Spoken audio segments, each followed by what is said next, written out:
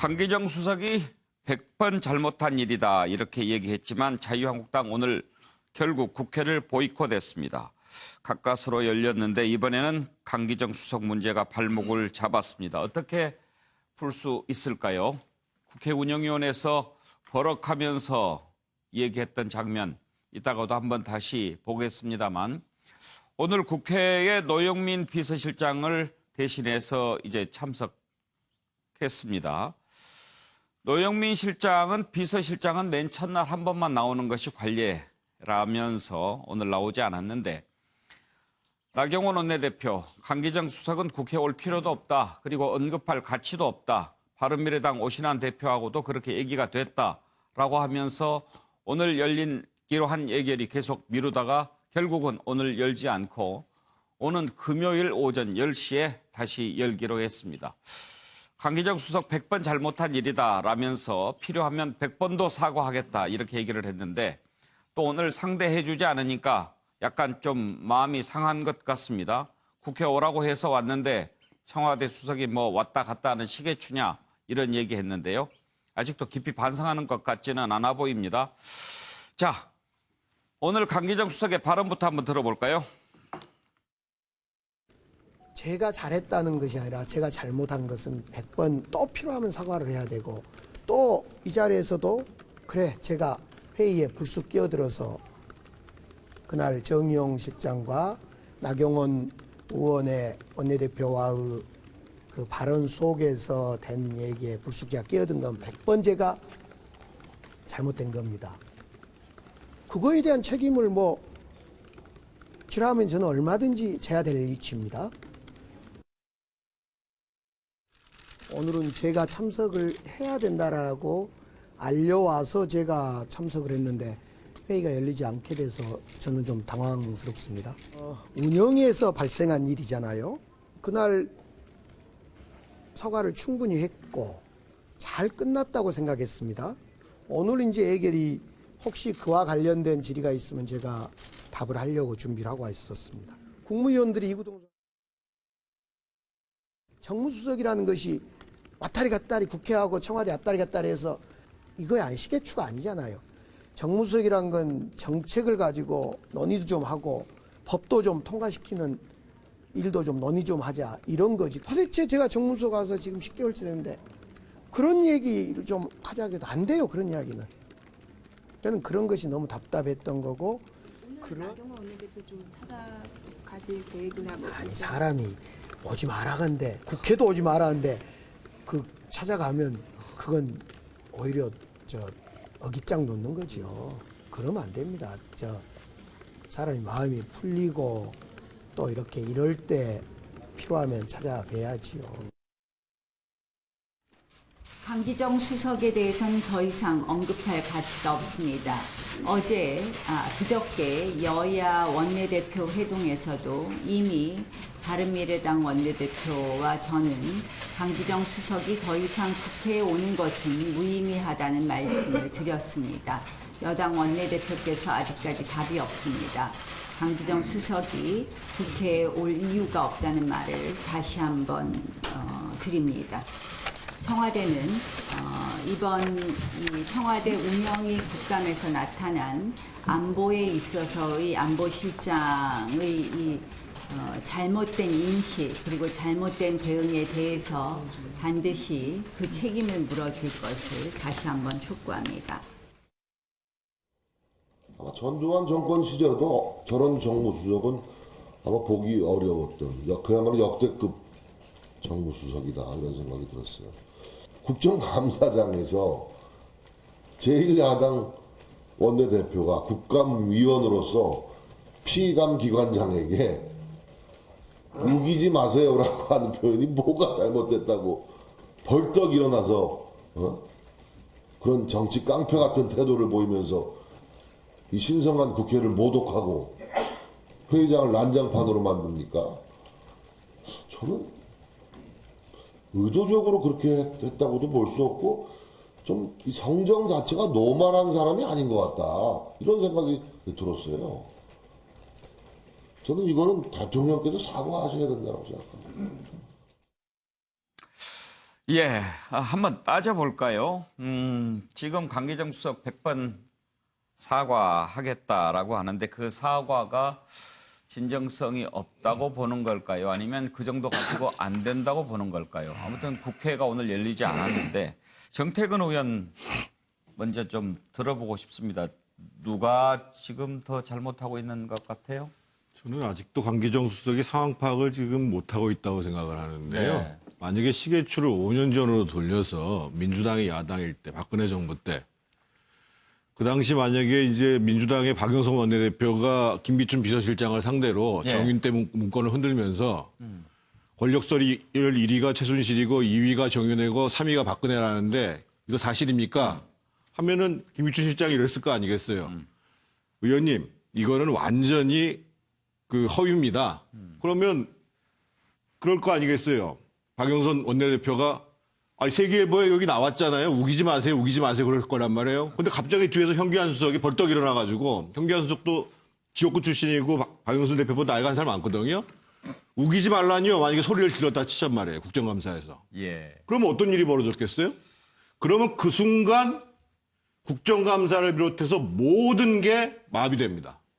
그리고 사실은 저 정도의 사안은 바로 국회 모욕죄로 고발을 요청해야 되는 사안입니다. 국회 운영위원회에서요. 예. 저게 일반적인 그 상임위하고 다른 게 뭐냐면요.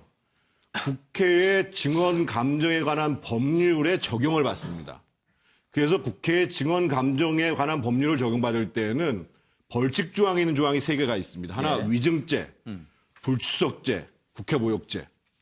이 중에서 가장 심각한 게 국회 모욕죄입니다. 왜 그러냐면 국정감사라는 것은 의원 개개인이 좀 문제가 있더라도 국민을 대신해서 물어보는 거기 때문에 거기서 모욕적 발언을 하면 안 되도록 돼 있는 거거든요. 예. 사실은 한국당이 그날 유감을 받아들이는 과정 속에서 어정쩡하게 처리했다가 다시 문제를 제기하는 게 문제지만 사안 자체는 굉장히 심각한 사안입니다. 예. 그래서 저는 강기정 수석이 정말 여러 가지 오늘 토론을 달았는데 토달지 말고 정말 먼저 청와대 춘추관에서 정말 죄송하다, 잘못했다 예. 얘기를 하고 예. 내가 야당에서 받아들일 때까지 그 죄송함을 표하겠다.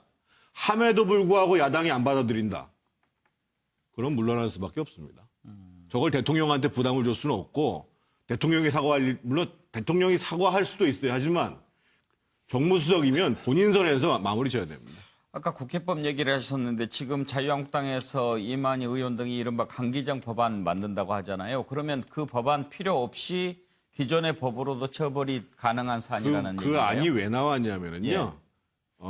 국정감사나 청문회, 인사청문회 등에서 그 위증이나 국회 모욕을 할 때 인사청문회는 3분의 1의 위원들로서 고발을 할 수가 있습니다.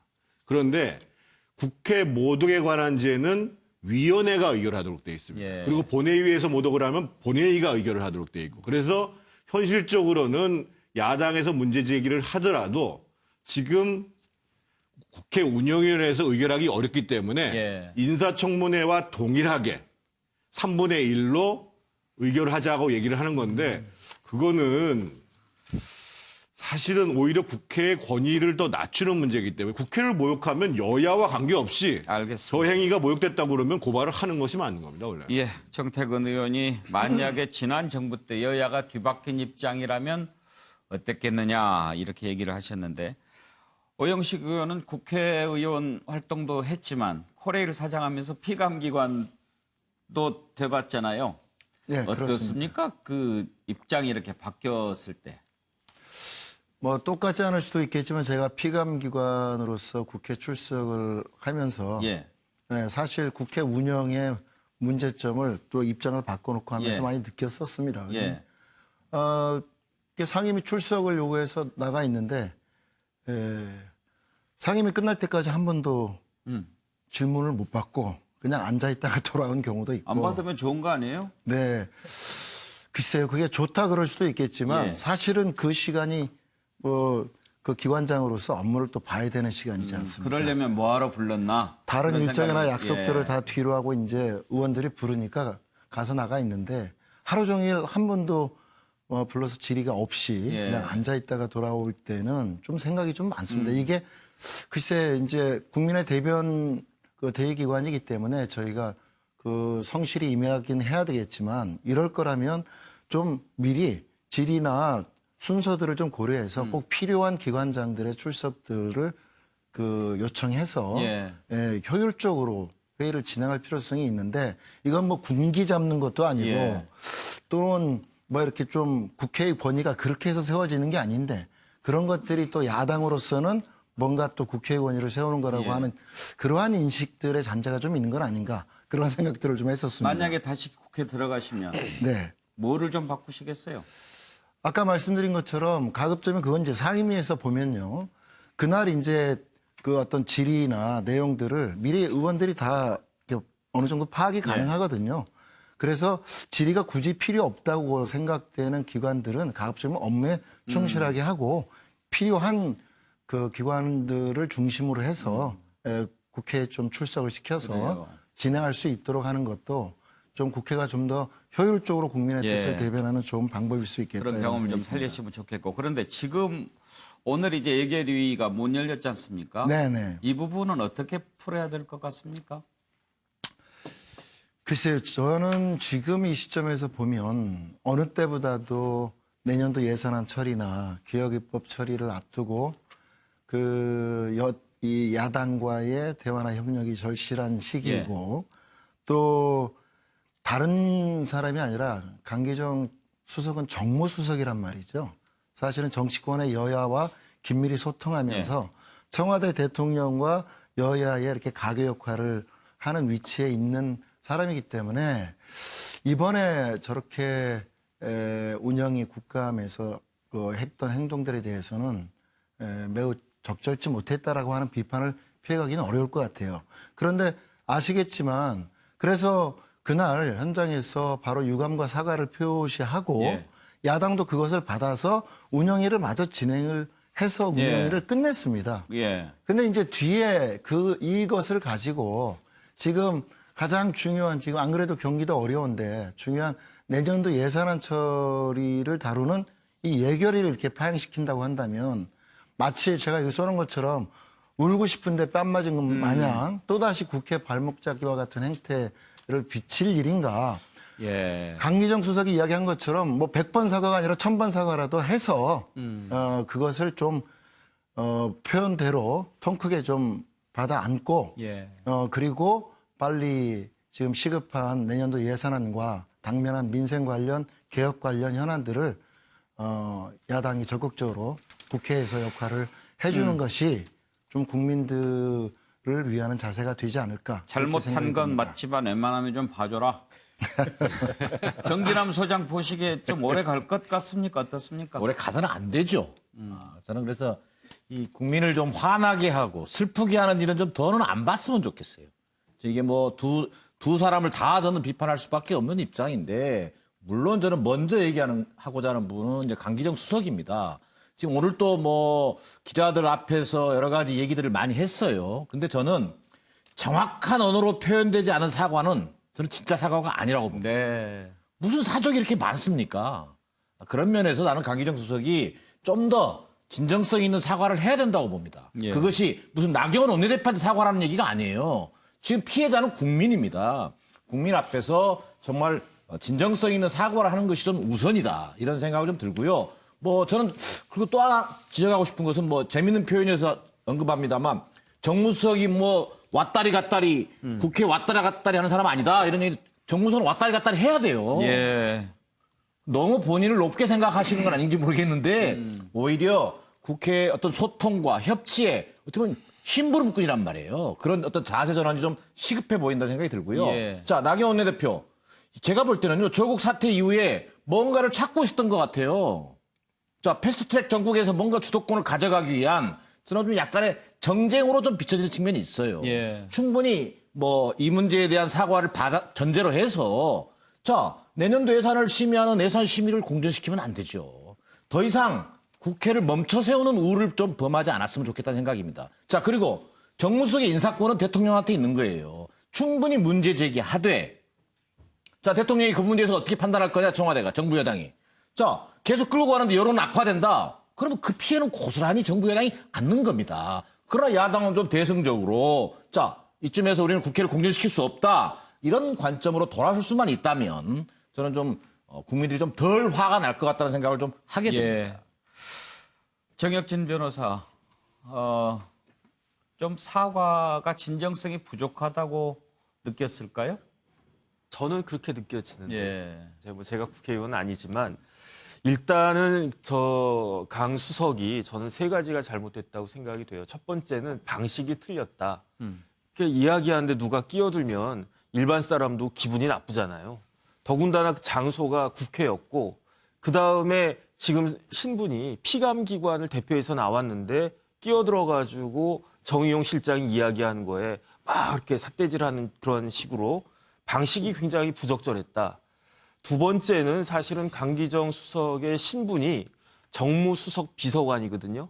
그런데 여기서는 방점이 정무도 아니고 수석도 아니고 비서관이란 말이에요. 그러니까 비서란 이야기죠. 그런데 사실은 지금 정부에서 비서들이 청와대에 계신 분들이 비서가 이렇게 목소리 높이면 안 되는 걸로 저는 알고 있었는데 너무 이제 목소리가 높은 것 같아요. 그래서 강기정 수석이 전직 의원이시고 삼선 의원이시고 하니까 혹시 아직도 국회의원으로 생각하시는 건가 이런 생각이 좀 들고요. 그다음에 세 번째는 그때 이야기하고 있었던 게 정의용 실장과 관련해가지고 우리나라 안보와 관련해서 이야기를 하고 있었단 말이에요. 예. 그런데 정의용 실장이 어떻게 보면은 자유한국당 입장에서는 나경원 대표 입장에서는 동문서답하는 거 아니냐 이런 생각을 하고 있을 텐데 갑자기 뒤에서 이야기를 하니까 예. 오히려 정무수석의 그러한 행동이 현 정부가 안보와 관련해서 어떠한 자격지심이 있는 거 아닌가? 그러니까 저렇게 오버하는 거 아닌가? 이런 느낌을 갖다 준단 말이죠. 결론적으로 정무수석 비서관은 여야 간의 정치가 잘 진행이 될 수 있도록 이루어질 수 있도록 조율하는 역할인데 제가 봤을 때 자신의 지위나 역할에 대해서 굉장히 잘못 행동하고 생각한 것이 아닌가 하는 생각은 드는데 그래도 결론적으로 뭐 일 가지고 여야 간의 대치가 뭐 그렇게 오래 가겠습니까? 뭐 며칠 있다가 저는 풀릴 것 같다 그 생각은 합니다. 예. 강기정 수석이 왜 그랬는지 상당히 궁금합니다. 두 분 의견 마저 듣고 한번 그때 장면 다시 한번 보면서 왜 그랬을까 생각 한번 해보죠. 권혁기 관장. 예. 일단은 뭐 강기정 수석이 잘못했다는 말씀들을 많이 하셨는데 저도 일단 뭐 100번 공감합니다. 예. 강기정 수석은 야당의 제1파트너인 정무수석이거든요. 유연한 자세를 가지고 야당과 대화를 해야 할 책임자이기 때문에 국감장에 저렇게 버럭했던 것은 뭐 100번 잘못했고 저는 1000번 사과도 나경원 대표에게 필요하다면 해야 한다고 생각을 합니다. 반면에 나경원 원내대표도 사과를 수용해야 합니다. 사과를 못하게 하기 위해서 예결위 문을 닫아버렸다. 이것도 결코 공당의 원내대표답지 못한 모습으로 보이고요. 그리고 아까 이제 쭉 말씀하셨습니다만 그 예결위 회의는 민생과 직결된 예산 문제이기 때문에 한국당이 총선에서 쇄신하는 모습을 보이기 위해서라도 정무수석을 질타하는 것은 질타하는 것대로 그리고 민생을 챙기는 모습은 챙기는 모습대로 가야 한다고 생각을 합니다. 저는 나경원 원내대표가 이렇게 운영위에서 사과를 수용하고 속개를 했다가 그 다음날 다시 또 강기정 수석의 문제점을 강하게 짚고 나온 정치적 배경이 하나가 있다고 봅니다. 왜냐하면 한국당 내에 보면 지금 나경원 원내대표의 임기를 연장을 반대하고 새 원내대표를 뽑자는 주의 주장도 막 나오고 있거든요. 나경원 원내대표가 강기정 수석권으로 강한 그 청와대에 대한 드라이브를 걸어서 본인이 내년 총선 때까지 원내대표직을 연장해서 임기를 마쳐야 한다라는 어떤 간접적 메시지도 같이 보내는 게 아닌가 그런 생각도 해봅니다. 네. 자, 최경철이요. 뭐 사람이 항상 스마트하게 정신을 똑바로 차리고 있지는 않지 않습니까? 그러니까 강 수석께서 잠시 그 당시에 자신의 직업이 뭔지 까먹었던 것 같아요. 자신의 직업이 아직도 국회의원이라고 생각하실 수도 있고 아니면 내가 지금 놀고 있는가 뭐 이런 생각도 하셨을 수도 있고 직업을 잠시 잊어버리시고 그래서 갑자기 또 성격이 불같은 성격을 내셔서 이렇게 하신 것이 아닌가 그런 것 같은데 어쨌든 지금 대통령의 주변에 그 비서관, 수석 비서관 이런 분들이 대통령의 근심을 들어줘야 하는데 이 수석 비서관이라는 사람들이 대통령의 근심을 자꾸만 키우고 있습니다. 대표적인 사람이 민정수석했던 조국 전 장관이었고, 그리고 또 2번 타자로 또 우리 강 수석께서 나오셔서 또 2번 타자로 사고를 쳐주시고, 그래서 대통령 주변에 있는 분들이 대통령을 위해서 뭔가 역할을 해야 하는데 역할을 못하다 보니까 모든 스트레스가 대통령에게 집중되고 있는 것이 아닌가. 그러니 지금 야당이 국정이 잘못 가고 있다고 자꾸 비판을 하고 있는 겁니다. 대통령 주변에 있는 비서관들이 정말 대통령을 내가 잘 모시고 있는 것인지 자꾸 잊어버리지 마시고 자꾸 머릿속에 기억하기가 힘들면 적어놔야 손바닥에 나는 비서다. 이걸 항상 왼손바닥에 적어놓고 이렇게 항상 국회에 나가시든지 어딜 가시든지 행동을 하셔야지 그걸 자꾸 잊어버리시면 저렇게 큰 사고를 치십니다. 왼손바닥에 적은 것은 안 잊어버려야 되는데. 네. 예. 직업이 뭡니까? 그런데 현장에서 너 이름이 뭐야? 뭐 이렇게 물어보는 분도 있긴 있었어요. 자, 그때 당시 상황을 한번 저희가 기억하는 것은 우기는 게 뭐냐고 뭐 이렇게 소리 지르는 것만 그 장면만 기억하는데 한번 그 전부터 한번 좀 보겠습니다. 과연 일어날 만한 상황이었는지 이해가 될 수 있는 부분도 있는지 한번 보도록 하죠. 제도 속에 내재화된 불공정이라는 말씀을 말씀들게 하지 드렸습니다. 마세요. 대통령 닮아가십니까? 왜 그러세요? 합법적 불공정이니 아니 뭐니 무슨 이런 말씀을 그렇게 하십니까? 대통령 닮아간다는 게 지금 무슨 말입니까? 아니 말을 제대로 하는 아니, 거 지금 뭐 하자는 겁니까? 또 싸우자는 아니 겁니까? 우리 실장님, 위원장님께서 실장님. 이렇게 모욕적인 표현을 쓰는 것에 아니, 대해서 대통령이- 그 지적을 좀 해주셨으면 아니 좋겠습니다. 대통령에 대해서는 한마디도 못합니까? 저는 문재인 정권이 보면 예의 염치가 없다 늘 생각해 왔는데 오늘 세 분 실장님 말씀을 들으니까 점점 더 그 확신을 갖게 되는 것 같아서 참 안타깝습니다. 지금 우리 안보가 더 튼튼해졌다고 보시는 겁니까? 문재인 정권 들어서서? 그렇습니다. 네, 자신 있게 말씀드립니다. 자신 있게 그러십니까? 네, 과거 정부보다는 그러니까 훨씬 국민들이 국방력이 걱정하시는 겁니다. 저는 안보실장께서 이 정도 생각하고 있기 때문에 국민들이 외교 안보에 대해서 불안해한다는 말씀을 드리고요. 제가 이렇게 말씀을 자, 드려야 국민들이 불안해하지 않습니다. 의원님. 어거지로 우기지 마십시오. 뭐가 일본과의 어거지입니까? 지소미아 파기했죠. 뭐가 정확하게 한번 말씀을 해보십시오. 그럼 제가 우리 핵과 안보가 미사일, 불안하다고 아니, 말씀을 드려야 되겠습니까? 우기시지 말고 아니 표현을 그렇게 했어. 왜 위원장은 정권을 답변을 여기 우기다니가 뭐예요? 우기다가 뭐예요? 우기다가 뭐예요? 우기다가 뭐냐고? 우기다가 뭐예요? 우기다가 역할하시. 잠시 정당적 감사가 어려우므로 잠시 감사를 중지합니다. 본인의 발언으로 정상적인 회의 진행에 지장을 초래한 것에 대해서 유감을 표합니다.